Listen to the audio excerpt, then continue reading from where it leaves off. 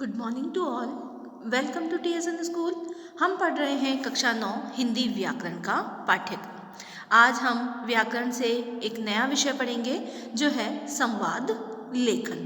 संवाद का अर्थ क्या होता है आप जानते होंगे। संवाद मतलब दो लोगों के बीच की वार्तालाप या बातचीत को हम संवाद कहते हैं। और आपका जो विषय है वो है संवाद लेखन। अब जो दो लोगों के बीच की जो बातचीत है उसको लिखना लेखन कहलाता है। ठीक है ना। लिखना क्या कहलाता है? लेखन कहलाता है। और संवाद को लिखना यानी बातचीत को लिखना क्या कहलाएगा? संवाद लेखन कहलाएगा। यानी कि जब दो या दो से अधिक लोगों के बीच होने वाले वार्तालाप को लिखा जाता है तब वह संवाद लेखन कहलाता है। ठीक है ना। बातचीत करना संवाद कहलाएगा, वार्तालाप कहलाएगी। और उसी बातचीत को जब हम लिखित रूप प्रदान करते हैं तो वो क्या कहलाता है? संवाद लेखन कहलाता है। संवाद लेखन काल्पनिक भी हो सकता है और किसी वार्ता को ज्यों का त्यों लिखकर भी हम उसे लिख सकते हैं ना। मतलब हम अपनी कल्पना के आधार पर भी बता सकते हैं कि दो व्यक्तियों के बीच क्या बातचीत हो रही होगी, या फिर दो व्यक्ति जो बातचीत कर रहे हैं उनकी बातों को ज्यों का त्यों हम लिख कर भी उस संवाद लेखन को तैयार कर सकते हैं। भाषा बोलने वाले के अनुसार थोड़ी थोड़ी भिन्न हो सकती है। मतलब भाषा सबकी अलग अलग होती है। सब स्थानीय क्षेत्र के आधार पर, अपने क्षेत्र विशेष के आधार पर अलग अलग भाषाओं का प्रयोग करते हैं, तो उनकी भाषाएं अलग अलग हो सकती है। और अगर कोई व्यक्ति जिस बात को सुन रहा है उसे वह अपनी भाषा में लिख कर भी दूसरों को समझा सकता है। क्लियर? तो भाषा और बोलने वालों के अनुसार थोड़ी थोड़ी भिन्न भी हो सकती है। अब जो संवाद लेखन है या संवाद की जो रचना है उसमें हमें किन किन बातों का ध्यान रखना चाहिए। मतलब अच्छी संवाद लेखन हम किस प्रकार से कर सकते हैं। अच्छा संवाद की जो रचना है वो हम बोलते समय तो हम इजीली बोल सकते हैं, लेकिन जब हमको उसको लिखना होता है तो हमें किन किन बातों का ध्यान रखना चाहिए। ये सभी बातें देखो। संवाद छोटे, सहज और स्वाभाविक होने चाहिए। संवाद में रोचकता और सरसता। रोचक मतलब संवाद सुनने में बहुत अच्छे लगने चाहिए, और सरस होने चाहिए, सीधी सरल भाषा में, और स्वाभाविक बोलचाल के निकट होने। जो भाषा हमें समझ में आए उसी सरल भाषा में उसका प्रयोग किया जाना है। संवाद कुछ ज़्यादा बड़े होंगे तो हम उसे पढ़ने में आलस कर जाएंगे, हम उन्हें पढ़ेंगे नहीं। ठीक है। तो संवाद कैसे होने चाहिए? छोटे होने चाहिए, सहज होने चाहिए। सहज का मतलब सीधे सरल भाषा में उन संवाद को लिखा जाना चाहिए। घुमा फिरा के उक्तियों के माध्यम से हम संवाद को लिखें, लेकिन ऐसी भाषा का प्रयोग ना करें ताकि सामने वाले को वो समझ में ना आए। इनकी भाषा सरल, स्वाभाविक और बोलचाल के निकट हो। उनमें बहुत अधिक कठिन शब्द तथा अप्रचलित जिन शब्दों का प्रयोग ना करता हो, इन शब्दों का प्रयोग हमें संवाद में नहीं करना चाहिए। मतलब संवाद में ज़्यादा कठिन शब्दों का प्रयोग भी नहीं करना चाहिए, और इसके अलावा भी हमें ऐसे शब्दों का प्रयोग नहीं करना चाहिए जिन शब्दों का प्रयोग हम हमारी आम बोलचाल की भाषा में नहीं करते हों। ठीक है। संवाद पात्रों की सामाजिक स्थिति के अनुकूल होने चाहिए। संवाद कैसे होना चाहिए? जिस समाज में हम रह रहे हैं और जिसके आधार पर आप संवाद लिख रहे हो, जिन व्यक्तियों के लिए आप संवाद लिख रहे हो, उनकी समाज में क्या स्थिति है, उनके अनुकूल ही संवाद लिखा जाना चाहिए। जैसे अनपढ़ और ग्रामीण लोग किस प्रकार बातचीत करते हैं उसके अनुसार संवाद लिखा जाना चाहिए। या फिर जो शिक्षित लोग होते हैं, है ना, जो किसी पद पर आसीन है, सबके बोलने का अपना अपना एक तरीका होता है ना। तो उस तरीके के आधार पर, उस बातचीत के आधार पर ही हमें संवाद लिखने चाहिए।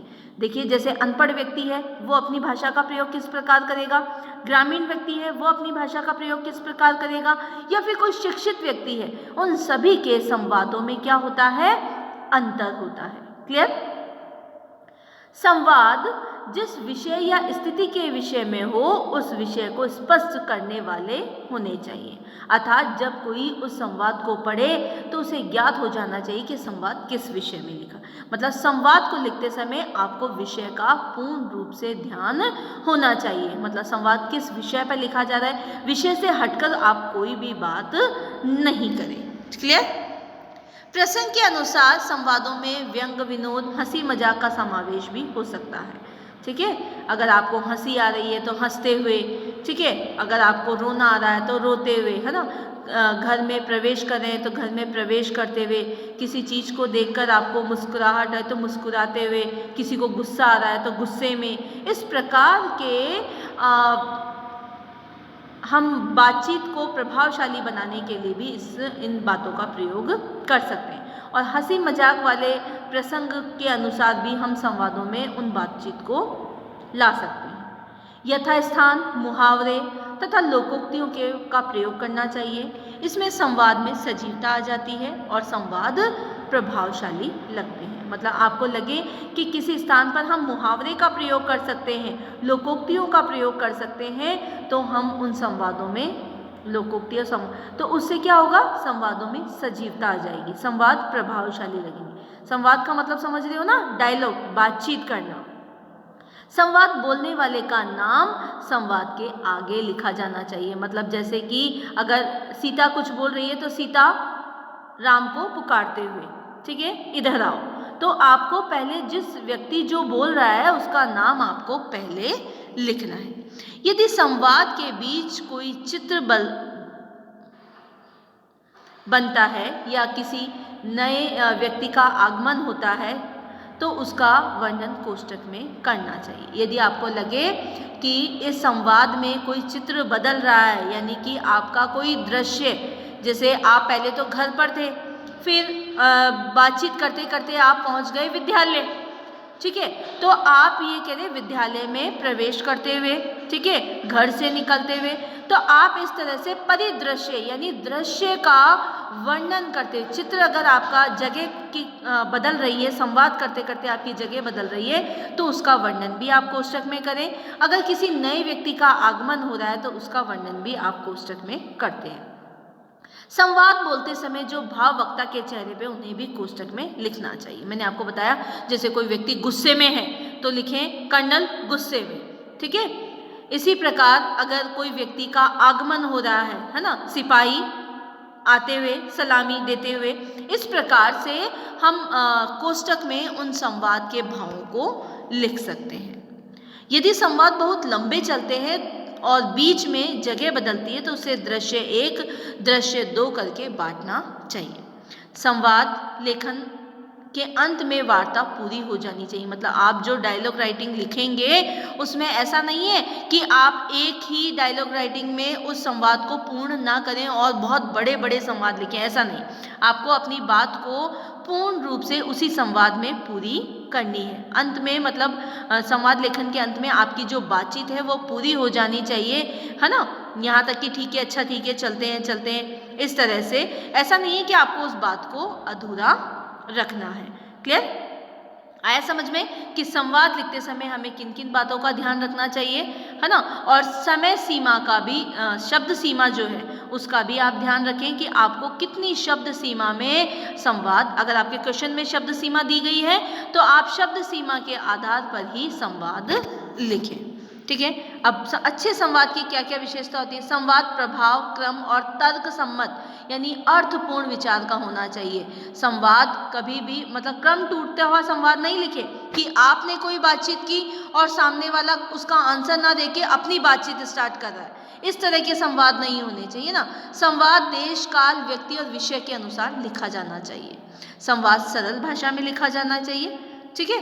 ये संवाद की क्या है, विशेषताएं हैं कि संवाद किस तरह से लिखे जाने चाहिए, प्रभावपूर्ण होने चाहिए, क्रम में होने चाहिए, तर्क संबंध यानी अर्थपूर्ण होने चाहिए, जिस बातचीत का कोई तुक निकलता हो ऐसी बातचीत हमें करनी चाहिए। देखिए यहाँ पर कुछ उदाहरण, रोगी और वैद्य का संवाद। रोगी अस्पताल में प्रवेश करते हैं। अब जब रोगी कहाँ जा रहा है, अस्पताल में जा रहा है, तो उसमें यहाँ पर कोष्ठक में लिख दिया कि रोगी कहाँ गया है, औषधालय में प्रवेश करते हुए। वैद्य जी नमस्कार। वैद्य नमस्कार, आइए पधारिए, कहिए क्या हाल है? रोगी, पहले से बहुत अच्छा हूँ, बुखार उतर गया है, केवल खांसी रह गई। वैद्य, घबराइए नहीं, खांसी भी दूर हो जाएगी, आज दूसरी दवा देता हूँ, आप जल्द अच्छे हो जाएंगे। रोगी, आप ठीक कहते हैं, शरीर दुबला हो गया है, चला भी नहीं जाता और बिछावन यानी बिस्तर पर पड़े पड़े तंग आ गया हूँ।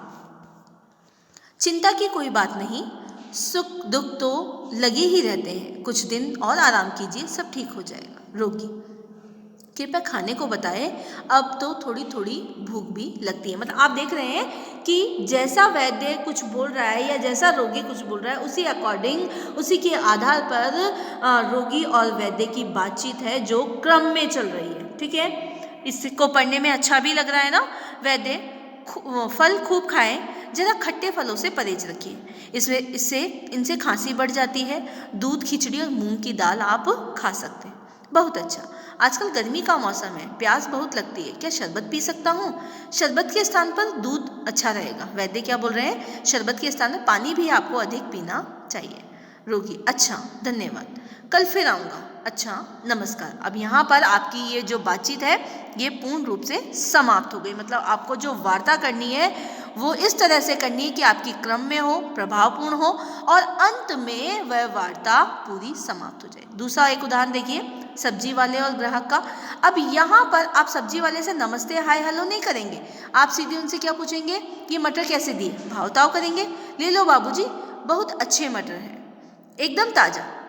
ग्राहक, भाव तो बताओ। सब्जी वाला, बेचे तो 15 रुपये किलो हैं, पर आपसे 12 रुपये ही लेंगे। ग्राहक, बहुत महंगे हैं भाई। क्या बताऊं बाबूजी, मंडी में सब्जी का भाव आसमान छू रहे हैं। ग्राहक, फिर भी कुछ तो कम करो, आप 1 रुपया कम दे देना बाबूजी। कहिए कितने तोल दूं? 1 किलो मटर दे दो और 1 किलो आलू भी। सब्जी वाला, टमाटर भी ले जाइए साहब, बहुत सस्ते हैं। कैसे? 5 रुपये किलो दे रहा हूँ। माल लुटा दिया बाबूजी। ग्राहक, अच्छा दे दो आधा किलो टमाटर भी और 2 नींबू भी डाल देना। सब्जी वाला, ये लो बाबूजी, धनिया और हरी मिर्च भी रख दी है। ग्राहक, कितने पैसे हुए? सब्जी वाला, सिर्फ 21 रुपये। ग्राहक, ये लो पैसे। ठीक है, यहाँ पर हाय हेलो का कोई वो नहीं है, नमस्कार नमस्ते कुछ भी नहीं कहना है। सिर्फ आपने अपनी जो बातचीत, ऐसे संवाद ऐसे लगने चाहिए जैसे सजीव संवाद हो। ऐसा लग रहा है जैसे आप अपने खुद सब्जी वाले से बातचीत कर रहे हों और उसका विवरण आपने लेखन में लिखा है। ठीक है ना, संवाद लेखन में आपने अपने खुद का विवरण लिखा। आपने देखा होगा आपकी मम्मी जब सब्जी लेती हैं तो किस प्रकार से सब्जी वाले से बातचीत करती हैं, उस सभी का विवरण यहाँ पर दिया गया। एक तीसरा और उदाहरण है यहाँ पर देखिए, 2 मित्रों के बीच वार्षिक उत्सव का पर संवाद लेखन। अर्जुन, अंकुर, आज तुम विद्यालय क्यों नहीं जा रहे हो? समय तो हो गया है। अंकुर, मित्र, आज दोपहर के बाद हमारे विद्यालय का वार्षिक उत्सव होना है, इसलिए मैं देर से जाऊंगा। अर्जुन, आज तुम्हारे विद्यालय में उत्सव है, तब तो वहाँ बड़ी रौनक होगी। उत्सव का प्रबंध कौन कर रहा है? अंकुर, उत्सव के प्रबंध के लिए कुछ छात्र छात्राएं तथा शिक्षक वहाँ उपस्थित हैं। अर्जुन, चलो मित्र, हम दोनों चलते हैं, मुझे भी विद्यालय का समारोह देखना है। दोनों मित्र विद्यालय जाते हुए। अब अंकुर विद्यालय पहुंचकर, देखो यहाँ पर जब ये दोनों मित्र घर से विद्यालय जा रहे हैं तो कोष्टक में लिखा है दोनों मित्र विद्यालय जाते हैं और फिर विद्यालय पहुंचकर ये हमारा विद्यालय है। यहाँ उत्सव की तैयारी में शिक्षक के साथ अन्य कर्मचारी, कुछ छात्र छात्राएं लगे हुए हैं। ऐसा लगता है कि समारोह प्रारंभ होने वाला है। आज उत्सव का कैसा कार्यक्रम है? आज अनेक प्रकार के कार्यक्रम है। कुछ छात्र छात्राएं गीत गाएंगे, कुछ अभिनय करेंगे, कुछ खेलों का प्रदर्शन होगा, फिर पुरस्कारों का वितरण होगा। अंत में सभा अध्यक्ष भाषण भी देगा। क्या सभापति तुम्हें भी पुरस्कार देंगे? मैं वार्षिक परीक्षा में अपनी कक्षा में प्रथम आया था, मुझे भी पुरस्कार मिलेगा। थोड़ी देर बाद समारोह प्रारंभ हो जाता है, दोनों दोस्त बैठ जाते हैं। अब आप देखिए, इसमें दोस्तों के बीच का वार्तालाप था, एक सब्जी वाले और ग्राहक के बीच का, एक वैद्य और रोगी के बीच की वार्ता को हमने यहाँ पर उदाहरण के रूप में देखा। ऐसे ही कुछ और उदाहरण आपको देखने हैं और समझने हैं कि किस प्रकार से हम संवाद लेखन लिख सकते हैं और संवाद की रचना कर सकते हैं। धन्यवाद।